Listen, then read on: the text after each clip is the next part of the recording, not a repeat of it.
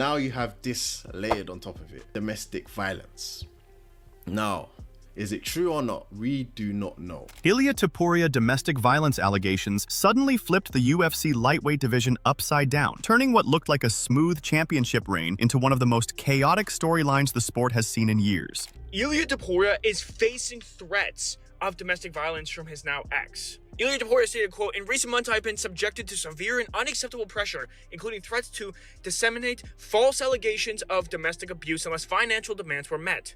How essentially this is a matter of evidence, and all relevant evidence has been carefully preserved and documented, including audio recordings, written communications, witness statements, and video material." Yeah, okay, we have a little bit of a good reason as to why bro is not fighting. I think that dealing with any sort of false allegations like this is far more important than getting into the octagon as fast as possible. As much as we all want to see Ilia defend his belt against Arman, against the winner of Paddy versus Gaethje, I understand he's got to take his time. Like, this is far more important. The thing that people don't understand is that false allegations can ruin your life, even if you prove it's not true. Even if you fight till the end that it is not true at all, it doesn't matter. That's going to be a part of your reputation for the rest of your life, regardless of whether or not the allegations are true or not. And essentially, people are going to associate you as this abuser because someone said so, because a lot of people tend to believe one person over the other because they might not like a certain person, or whatever the case is. People tend to have their own biases, so this is a very serious matter, and I hope that Ilia Topuria comes out of this unscathed.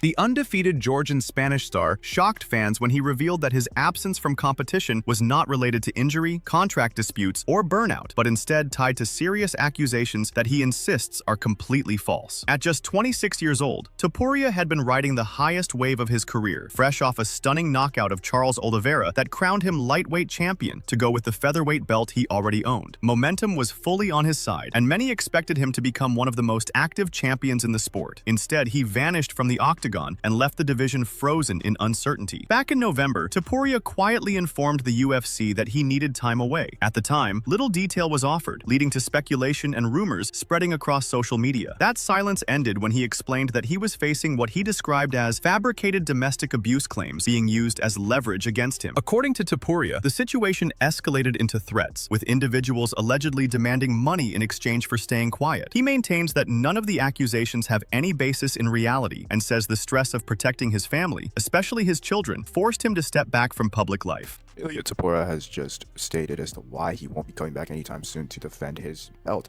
It's because his wife is accusing him of DV, if y'all know what that means. I don't want the video to get taken down. It's a very serious allegation, and it's recently just been confirmed by Ilia himself, even though we sort of had other sources telling us the same thing.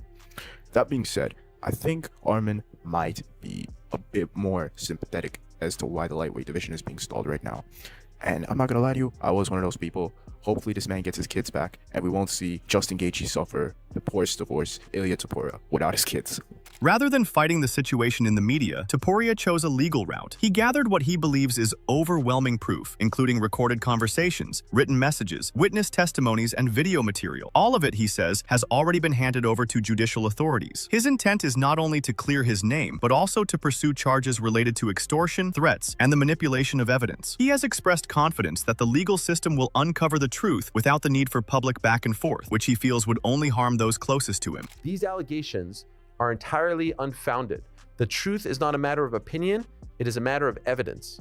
All relevant evidence has been carefully preserved and documented, including audio recordings, written communications, witness statements, and video material. This evidence has been submitted to appropriate judicial authorities in order to pursue legal action for attempted extortion, falsification of evidence, misappropriation of funds and personal property, and multiple threats. My initial decision to remain silent was made solely to protect my children, who are the most important part of my life. However, I've come to understand that silence under these circumstances does not protect the truth. It allows false narratives to take hold.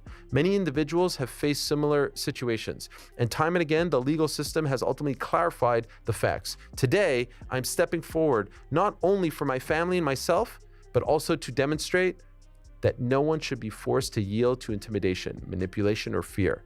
Those who know me can attest that I have never engaged in violence of any kind, and that my life and career have always been guided by discipline, respect, and integrity. I have full confidence in the judicial process and will allow the legal system to determine the facts based on evidence. Out of respect for my children and the ongoing legal proceedings, I will not be making any further public statements. I respectfully ask that speculation be avoided and that my family's privacy be honored during this sensitive time.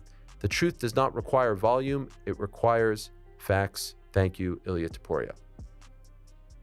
So that is heavy duty stuff. Obviously, we knew that he was going through some personal issues and there's rumors online, and I didn't want to partake in any of those. I had not heard any of this. I had not heard any of these allegations or rumors, innuendo, any of that. The timing could not have been more disruptive for the UFC. With its champion sidelined indefinitely, the promotion moved quickly to keep the lightweight division moving. An interim title fight was booked between Justin Gaethje and Paddy Pimblett, scheduled to headline UFC 324 on January 24. The decision immediately divided fans and fighters alike. Some saw it as a necessary step, while others felt it skipped over more deserving contenders who had done more inside the cage. Topuria, however, made it clear that he was aware of the plan before it became public. He had multiple conversations with the UFC and understood that his personal situation would prevent him from competing early in the year. From his perspective, crowning an interim champion made sense, and he viewed both Gaethje and Pimblett as valid choices. Congratulated them for reaching what he considered the closest either might come to holding a world title, while also reminding everyone that the real championship would still have to go through him once he returns. I kind of knew this was the situation when Ilia first announced that he was going to be stepping away. I'll mention that at some point in this video. Bryce Mitchell has immediately weighed in on the situation aggressively, had a lot of harsh words for Ilia Topuria. Early doors on the whole situation, but Bryce Mitchell has massively condemned Ilia Topuria and gone after him, and he's angling. I guess he's pushing now for a fight with Alejandro Topuria and said he's down to fight him. They're both in the same weight class now at bantamweight, so that could be something that comes from this as well. Bryce Mitchell versus Alejandro Topuria, and the Nelk Boys clip from a while ago. We'll see if that ages well in hindsight once we go through this whole court situation, because I'm going to read you the statement here, and this is what it comes down to. Ilia Topuria's official statement. He comes out with this, gets ahead of the stories, gets ahead of the news before they break it down or before we randomly find out about it as they're going through the court situation. And this is it. As the legal situation unfolded, outside voices wasted no time piling on. Bryce Mitchell emerged as the loudest and most controversial critic. The former featherweight contender openly claimed that he believed the allegations against Topuria were true, despite no ruling or confirmation from authorities. Mitchell went even further, arguing that Topuria should not have custody of his children and calling for him to repent and seek forgiveness. His comments extended beyond Ilia, dragging his brother Alexander into the mess and even challenging him to a fight. The personal nature of Mitchell's attack added fuel to an already volatile situation. His history with Topuria dates back to 2022, when both fighters were undefeated prospects with rising hype. That matchup ended with Topuria submitting Mitchell in the second round, handing him his first professional loss. Their careers then moved in very different directions. Topuria climbed rapidly to championship gold, while Mitchell struggled to regain momentum, going 2-2 in his next 4 fights and eventually dropping down to bantamweight. Well, I got something for you. This is called the Wife Beater Special. That's right, I got my wife beater on for Ilia Topuria. That puts his hands on a woman. You know, I grew up without a dad. You know, never seen my dad, never will see my dad. And you know what? I'd rather not see my dad than have my dad there beating on my mom. Let me tell you something, what that'll get you killed around these parts, son. That shit no joke. There ain't nothing funny about it, and I just had to let you know you're a straight up for that. And your brother's a bitch too. I'll fight him. I'll beat his ass. You got lucky I was sick or I'd have beat your ass. And look, you don't deserve to get to see your kids, son, because you put your hands on their mother. You're a coward. That shit is sickening. Ilia, you need to repent, return to Jesus Christ. And if you repent, you won't rot in hell, bro. But you better really mean it, and you better really repent, and probably stop drinking too. You probably got a drinking problem, man. Return to Jesus Christ, you will be forgiven, and if not, you're gonna rot in hell, bro, because that's where women beaters go. One more thing for you, Ilia. Wives ain't like belts, okay? It ain't the more the merrier. You're supposed to have one man, one woman, to become one, okay? You're out running around working on your third wife now. Hell, you think they're championship belts, and you're trying to get 3 or 4.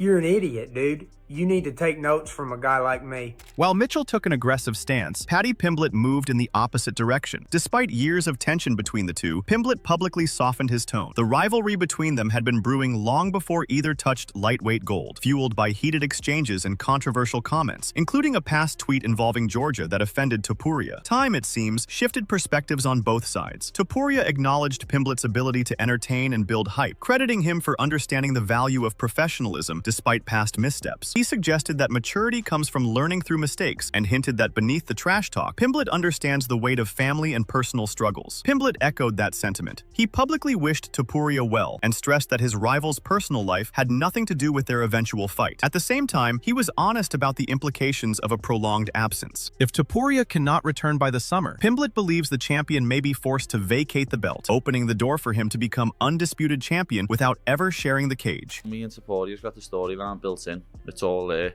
It's half nice for me that he won the belt, even though I don't like him. I'd rather him not be a 2-division champ. It's better for me that he won the belt, because if Charles would have won, then I definitely would have had to fight someone else first. You know what I mean? But with Ilia having the belt, it's just a storyline's already set up. It's all ready to go. Exactly. So I don't understand why it's not announced and why it's not already made and written in a contract. That possibility only adds more intrigue to the interim title fight with Gaethje. Pimblett enters the bout undefeated in the UFC since debuting in 2021, but skepticism follows him everywhere. Critics point out that many of his wins came against opponents past their prime or on downward trends. Even his biggest victory, a decision over Michael Chandler at UFC 314, did little to silence doubts about whether he truly belongs among the elite. Pimblett sees the matchup differently. He believes this is his moment to shock the world, and he is openly predicting a knockout within 3 rounds. Rather than relying on grappling or caution, he plans to walk Gaethje down, apply pressure early, and flip expectations. In his mind, chaos favors him, not the veteran known for his violence. But I think everyone's going to be shocked, to be honest, because I think I'm going to knock him out. So people won't expect that. People think I'm just going to try and grapple and take him down, when I'm not. I'm going to come out and I'm going to put it on. Expecting an early knockout, a late knockout, somewhere in the middle? I don't see him getting past the third, just like Chandler. Observers from across the sport weighed in with contrasting views. Tony Ferguson, who has fought both men, focused less on skills and more on mindset. From his perspective, Gaethje carries emotional scars from losing multiple title opportunities, and stepping into another interim championship fight could reopen old wounds. Pimblett, by contrast, brings excitement and freshness, unburdened by past failures. Ferguson did not see either fighter as unbeatable, but felt that emotional weight could subtly tilt the scales. Paddy's not bad, dude. Paddy's not bad. He's very beatable, and Gaethje's very beatable as well. But when it goes into the passion and how upsetting Justin Gaethje has always been about not getting that real title shot, and they just keep dangling it right there again, Paddy's in for a new treat, right? Paddy's the one that's never fought for a belt. He's going in there. He's going to be trying to, get that stuff. He's going to feel a little bit more fresher.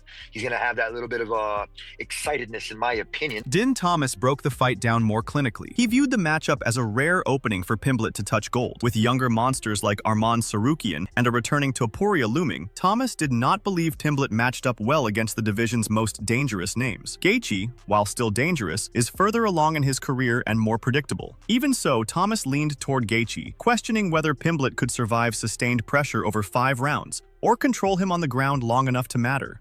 Paddy Pimblett, Justin Gaethje fighting for the interim title. Whoever wins that fight will move on to fight Ilia. And I don't think that there will be a title defense for the interim title. If I was to bet, there will be no title defense of the interim title. I think that the next fight for whoever wins between Paddy and Justin, I think their next fight will be Ilia Topuria. So do not think they will defend the interim title. So good movement and clarity at 155 pounds. I feel for Arman Sarukian, but this fight's going to be incredible. Eddie Alvarez focused on preparation. Having experienced Gaethje's relentless style firsthand, Alvarez stressed that Pimblett would need a radically different training environment to be ready. Gaethje's intensity, he argued, cannot be simulated easily. If Pimblett trained as usual, surrounded by familiar faces, the shock of Gaethje's pace and collisions could overwhelm him before adjustments were possible. That night 8 years ago, it's like the first thing that comes to mind when you think of that fight with Justin. That I'm glad it's over and I never want to do it again. I'm like, the fans don't ever ask for a rematch or anything like that, because that would have never. I'm like, I'm glad. He's unique, man, and he's one of my favorite guys to watch. So like, but if you want to beat Justin Gaethje, you have to. So he's a forward fighter and a pressure fighter that he will stand in the pocket and he's gonna throw everything he got in that pocket. If you don't meet him, you'll get chewed up. So Paddy, the way to beat a guy who like does this, very violent, aggressive pressure fighter, you have to meet him. You have to throw when he throws. So you got to be brave, and you have to go when he goes in between his shots. If you do that, you got a fair shot. If you don't do that, if you're not brave and courageous and throw when he throws in between his shots, it's going to be a really long night. It's going to be a hard night for you. Matt Brown zoomed out even further, using UFC 324 as an example of a broader shift in the sport. To him, Pimblett's leap into an interim title fight felt less like merit and more like marketing. Fighters like Sarukian, who had climbed the rankings through tougher competition, were being sidelined in favor of someone who sells tickets and generates clicks. Brown's frustration carried humor, but the underlying concern was serious, pointing to a future where popularity outweighs performance. They're not even, like, they're just basically saying Paddy's more popular, you're getting it over Arman. Yeah, it's kind of sad, right? And that's, I mean, God, I hate like how I kind of get into this too much, but I mean, that's really like, that's the definition of, you know, a monopoly where a single promoter owns the title and the rankings. And it's not a good thing for the sport, in my opinion. And I have to question what it's going to do for the longevity of the sport. You know, I don't think in the short term it's really going to make a big difference, right? Like, you know, it's going to sell the next fight, right? It's going to sell the next pay-per-view. But trends tend to come and go, right? Fads tend to come and go. At some point, like, you know, to have staying power and lasting power, I think it requires, you know, a meritocracy-based system. It's going to require, you know, some, you know, if you want to bring in guys like Arman Sarukian or Movsar Evloev, I always mess up how I say his name.